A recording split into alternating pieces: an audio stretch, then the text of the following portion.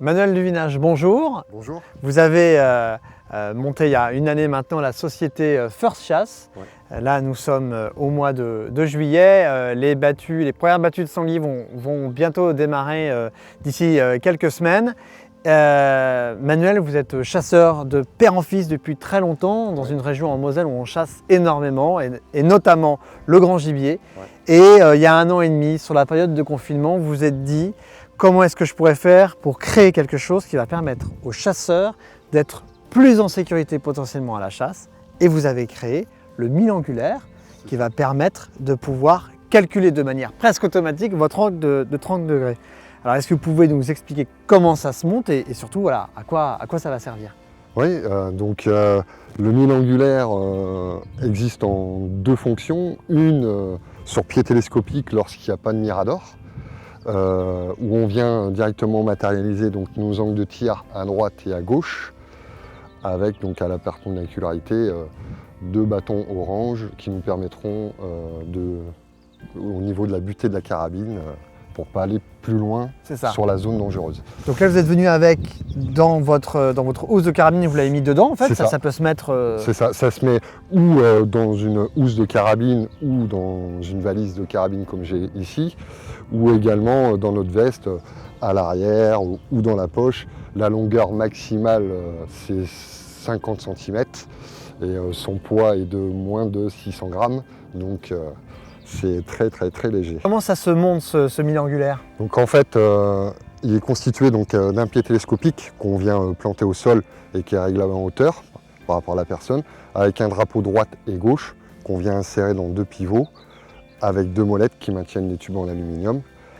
Voilà, tout simplement. Et ensuite, on a le bâton qui nous permet de matérialiser route, maison, animal, domestique, voiture.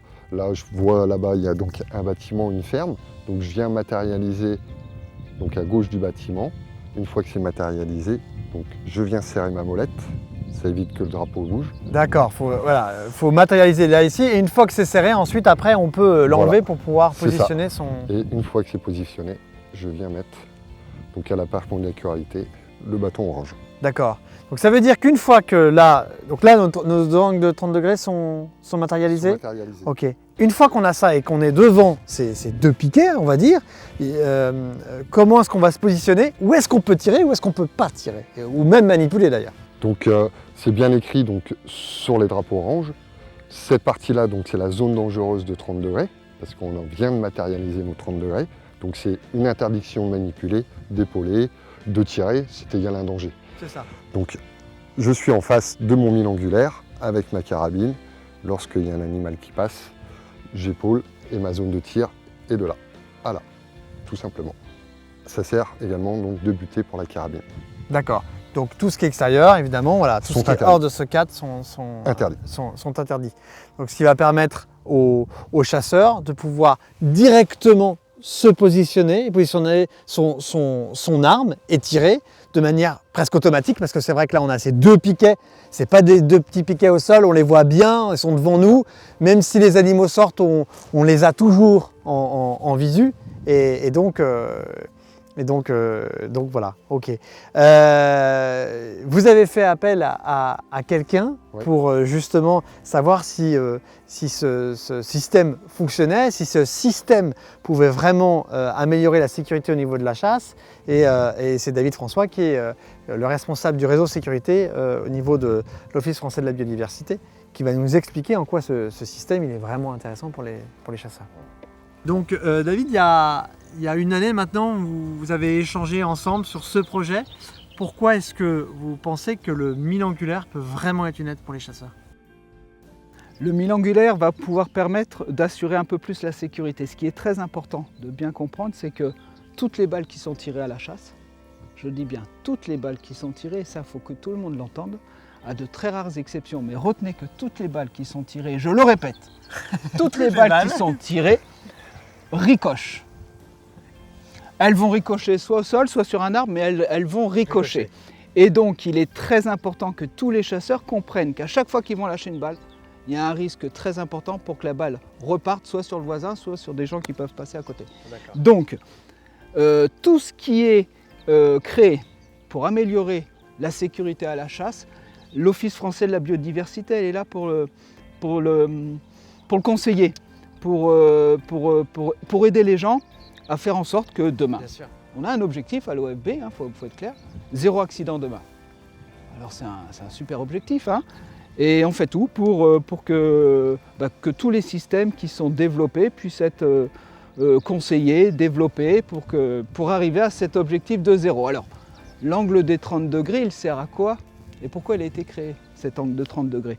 C'est que les études balistiques ont démontré que les balles, qui ricochent toutes, je le répète, c'est important que tout le monde en prenne note, que toutes les balles ricochent dans un angle de 30 degrés par rapport au point d'impact. Globalement, ça veut dire que quand la balle elle touche le sol, elle a un très très fort potentiel pour repartir dans un angle de 30 degrés et un potentiel très peu important, mais qui existe, de ricocher au-dessus de 30 degrés. Mais on va retenir que quand même, la majorité des balles qui ricochent, elles ricochent dans un angle inférieur à 30 degrés.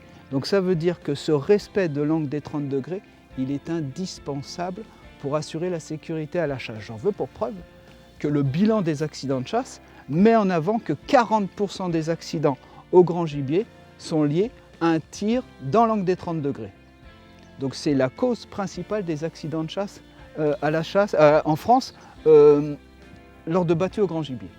Donc c'est vraiment quelque chose sur lequel nous on veut insister, c'est que demain, si tous les chasseurs respectent l'angle des 30 degrés quand ils sont postés, théoriquement, on réduit déjà de 40% le nombre d'accidents. Ouais. Et c'est dans ce cadre-là qu'il y a le plus d'accidents mortels en plus. Ouais. Donc vraiment, on veut insister là-dessus. Par rapport aux autres systèmes qu'on peut avoir, alors on sait que lorsqu'on est formé au permis de chasser, le principe c'est d'apprendre le système des pas et on a aussi dans certaines chasses la possibilité de mettre au sol quelque chose. Là, ce qui change dans ce système-là, qu'on n'a pas avec les autres, c'est qu'on est en permanence, ces deux tiges qui vont symboliser là où on peut et là où on ne peut pas tirer. Oui, alors je rappelle quand même pour tout le monde que si on n'a pas ce système-là, on peut déterminer ces angles de 30 degrés en faisant 5 pas vers la zone à protéger et 3 pas perpendiculaires.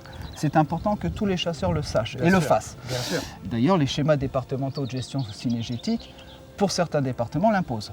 Matérialisation et respect, donc c'est important.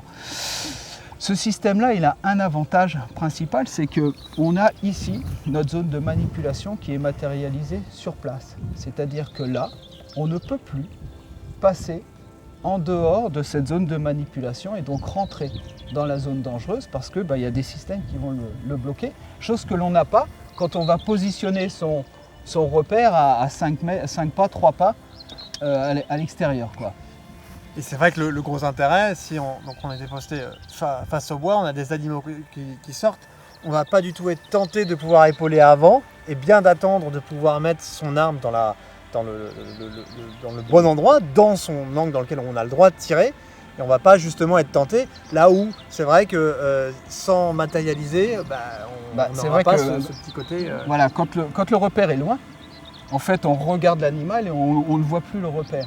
Donc on pourrait avoir tendance à épauler avant. Ici, on ne peut pas. On ne peut pas parce qu'on est bloqué. Ou alors si on le fait, c'est volontaire. Et là, c'est vraiment une très grosse faute de sécurité. Deuxième avantage de ce système milangulaire, c'est que comme il est sur le poste là, si l'environnement pendant la battue évolue, c'est-à-dire que si pendant la battue, il y a une voiture qui vient se garer en plein milieu, là, il y a une voiture qui vient se garer, pour une raison X. Vous savez que la règle de sécurité, c'est qu'on ne quitte jamais son poste pendant la battue, parce que c'est dangereux, parce qu'on se retrouve dans la zone.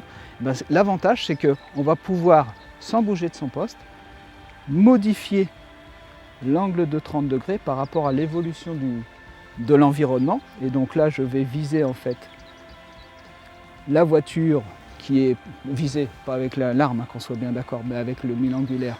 La voiture qui est garée ici, qui maintenant que je dois protéger, il est hors de question que je tire là parce qu'il y a une voiture. Et en fait, ça vient réduire ma zone de tir et de manipulation, certes, mais ça n'empêche que je n'ai pas quitté mon poste et ça me permet de bien conserver toutes les règles de sécurité et de ne tirer que là où ça n'est pas dangereux ou moins dangereux qu'ailleurs. sécurité. Ce système-là se met au sol, mais il se met également Sur Mirador. sur Mirador. à Comment fait. ça se passe sur Mirador? Comment est-ce qu'on va le Donc, positionner? sur Mirador, il y a une platine donc, supplémentaire qui vient remplacer le pied télescopique, où on vient donc, la fixer donc, avec une sangle scratch sur la barre transversale du Mirador. Et après, le même principe pour la matérialisation donc, des zones dangereuses de 30 degrés, à droite et à gauche. Et il est directement face à nous, à notre hauteur, sur le Mirador. D'accord. Donc ça veut dire qu'en imaginant une journée de chasse organisée où sur un territoire qui est peu visité, on peut laisser en permanence. Alors évidemment, sur les territoires qui sont très visités où il y a beaucoup de passages, c'est pas le cas. Mais dans tous les cas, de toute façon, comme on l'a vu tout à l'heure, la manière dont on vous est arrivé, vous pouvez le mettre dans votre housse de carabine et le monter de manière très rapide. Ça prend 2 minutes pour le monter. Ouais. On sait très bien que lorsqu'on arrive à son poste, entre le moment où on arrive et le moment où le début de battu démarre, souvent il se passe 20-30 minutes. Ça. On a le temps tranquillement On a largement de le se temps positionner. de Et positionner. voilà. Alors aujourd'hui, comment est-ce que les chasseurs qui nous regardent, les fédérations qui nous regardent, ou même les organisateurs de chasse qui nous regardent, peuvent se le procurer? Donc on peut se procurer sur le site internet donc feurtechasse.com ou directement envoyer un mail donc à contact@feurtechasse.com ou directement m'appeler sur mon portable donc au 06 80 70 38 44. On peut les vendre donc à l'unité, en petite série, grande série, et bien sûr le prix est dégressif par rapport à la quantité commandée. Ok. Il y a forcément des personnes qui nous regardent et qui vont nous poser la question. Le prix juste à l'unité, il est de combien? Donc le prix à l'unité de 83 € TTC pour le 1000 angulaire sur Mirador. D'accord. La deuxième option, le 1000 angulaire complet, donc Mirador plus le trépied télescopique, Ouais.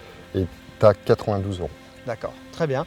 En tout cas, on tenait sincèrement à vous féliciter de cette initiative, parce que c'est vrai qu'on reproche souvent aux chasseurs de ne pas avancer avec leur temps et de ne pas mettre en place un certain nombre de choses pour la sécurité.